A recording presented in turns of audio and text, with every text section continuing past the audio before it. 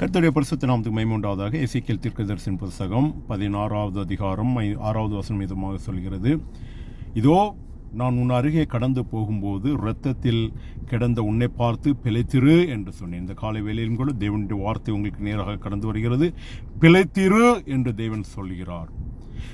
தேவனுடைய பிள்ளைகள் பிழைத்திருப்பதும் வாழ்வதற்கும் தான் தேவன் அவர்களை ஆசீர்வதிக்க விரும்புகிறார். இஸ்ரவேலை ஆசீர்வதிப்பதே கர்த்தருக்கு பிரியம் என்று வசனம் சொல்கிறது. ஆனால் அதற்கு முன்னதாக வசனத்தில் 5வது வசனத்திலே பாருங்கள், உனக்காக இறங்குவதற்கு ஒரு கண்ணும், உனக்காக பரிதபிக்க ஒருவரும் இல்லை, உனக்கு இறங்குவதற்கு ஒருவரும் இல்லை, நீ பிறந்த நாளில் அருவறுக்கப்பட்டு வெளியிலே எரிந்து விடப்பட்டாய். ஒருவேளை இப்படிப்பட்ட சூழ்நிலையில் காணப்படுகிற ஆத்துமாவே, பரிதபிக்கப்பட்ட நிலைமையில் உனக்காக இறங்குவதற்கு ஒருவரும் இல்லாமல், உனக்காக எதுவும் செய்வதற்கு ஒருவரும் இல்லாமல் ஏங்கிக் கொண்டிருக்கிற ஆத்துமாவே, கர்த்தருடைய வார்த்தை இந்த காலை வேளையிலே சொல்கிறது, நீ பிழைத்திரு என்று சொல்கிறார். ஆமென்.